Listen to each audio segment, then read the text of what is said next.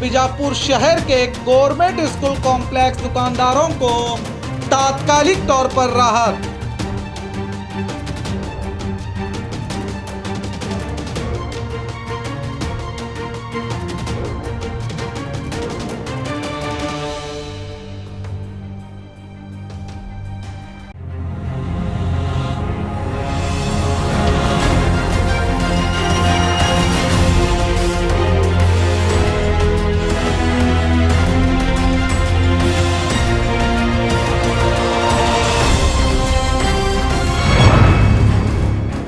आपका खैर मकदम है 4 टीवी न्यूज में। मैं हूं शकील बागमारे। कर्नाटक के बीजापुर शहर के गवर्नमेंट स्कूल कॉम्प्लेक्स दुकानदारों को तात्कालिक तौर पर राहत।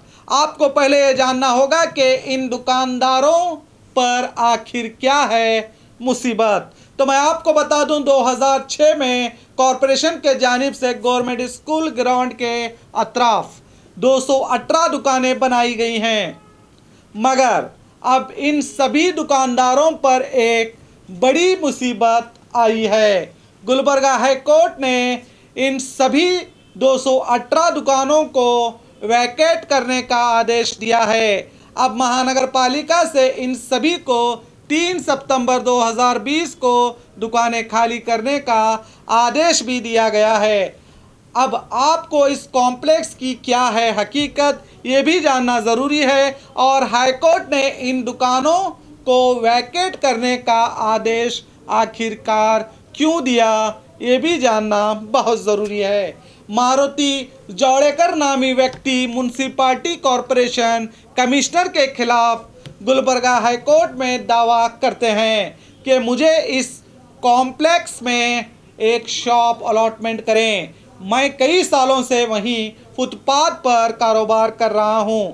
उसके बाद हाईकोर्ट ने मारुति को 2019 में एक शॉप अलॉटमेंट भी करती है, आदेश देती है। इस आदेश के बावजूद कॉरपोरेशन कमिश्नर मारुति को दुकान ना अलॉटमेंट करने पर, मारुति कोर्ट के आदेश को ना मानने पर Maruti divisional bench civil contempt petition 200235/2019 दाखिल करते हैं और उसके बाद यहाँ से केस ने दूसरा ही मोड़ लिया। 8 जनवरी 2020 को जस्टिस जी नरेंद्र और नाग प्रसन्ना ये आदेश करते हैं कि ये जगह तो गवर्नमेंट स्कूल की प्रॉपर्टी है और स्कूल की ज़मीन को कमर्शियल पर्पस के लिए इस्तेमाल नहीं किया जा सकता। जो कॉरपोरेशन ने 218 दुकानें बनाए हैं वो गैर कानूनी है, यानी कि गलत तरीके से बनाए गए हैं। इन सभी दुकानदारों को नोटिस जारी करने का आदेश देकर इन दुकानों को वैकेट करने को कहा गया है। हाईकोर्ट ने कहा था मारुति नामी व्यक्ति अपने लिए एक शॉप के लिए लड़ाई लड़ रहा था, मगर कोर्ट ने यह देखा कि स्कूल ग्राउंड की ज़मीन पर कमर्शियल पर्पस कॉम्प्लेक्स ही नहीं बनाया जा सकता, तो दुकान देने की बात तो दूर की है। इसीलिए यहाँ मामला ही उल्टा पड़ गया। जैसे ही 218 दुकानदारों पर मुसीबत आ पड़ी है। इस केस के बारे में जिम्मेदारों को इल्म हुआ तो इन्होंने मुकामी लीडर हमीद मुशर्रफ, शकील सुतार, मैनो बिलगी के पास पहुंचते हैं और वहां से जोड़ गुम्मज के 14 दुकानदारों का केस हाईकोर्ट वकील एस ममदापुर और एडवोकेट मुख्तियार दकनी उसी केस में 24 फरवरी 2020 को एम्प्लेंडिंग IA नंबर 1 दाखिल करते हैं।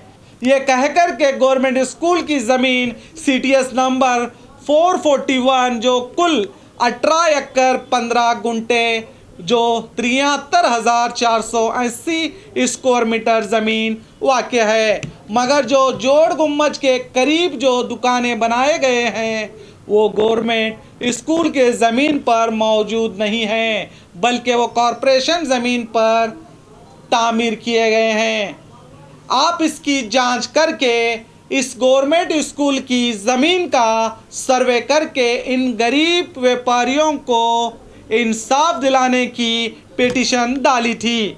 उस पर आज 7 सितंबर को गुलबर्गा हाई कोर्ट ने ये आदेश दिया है कि गवर्नमेंट स्कूल और कॉरपोरेशन की कितनी ज़मीन है उसका सही सर्वे 1 हफ्ते में करें और 19 सितंबर को दुकानदार और एजुकेशन कमिश्नर और कॉरपोरेशन कमिश्नर और डीसी बीजापुर के अध्यक्षता में एक मीटिंग करके इसकी सर्वे रिपोर्ट हाई कोर्ट को हाजिर करने का आदेश दिया है। मगर अब इन सभी 218 दुकानदारों पर तात्कालिक तौर पर राहत मिली है। अब सर्वे रिपोर्ट भेजने के बाद हाई कोर्ट का क्या फैसला आता है देखना होगा। जब तक हाई कोर्ट का फैसला नहीं आता तब तक इन दुकानदारों पर कोई कानूनी कार्रवाई नहीं होगी। ये इन सभी दुकानदारों के लिए एक अच्छी खबर तो है, मगर साथ ही साथ अगर कोर्ट का फैसला इनके खिलाफ आता है तो प्रशासन को सोचना चाहिए कि इनमें इनका क्या कसूर है। और ये लोग जो पहले से ही कोरोना की महामारी से इनके व्यापार ठप पड़े हुए हैं, इसी समस्या से अभी नहीं निकल पाए हैं, तो इन लोगों के बारे में प्रशासन को खास करके सोचना चाहिए ताकि वो सभी 218 दुकानदार बेरोजगार होने से बचें। और खबरों के लिए देखते रहिए आपका अपना 4 टीवी न्यूज़।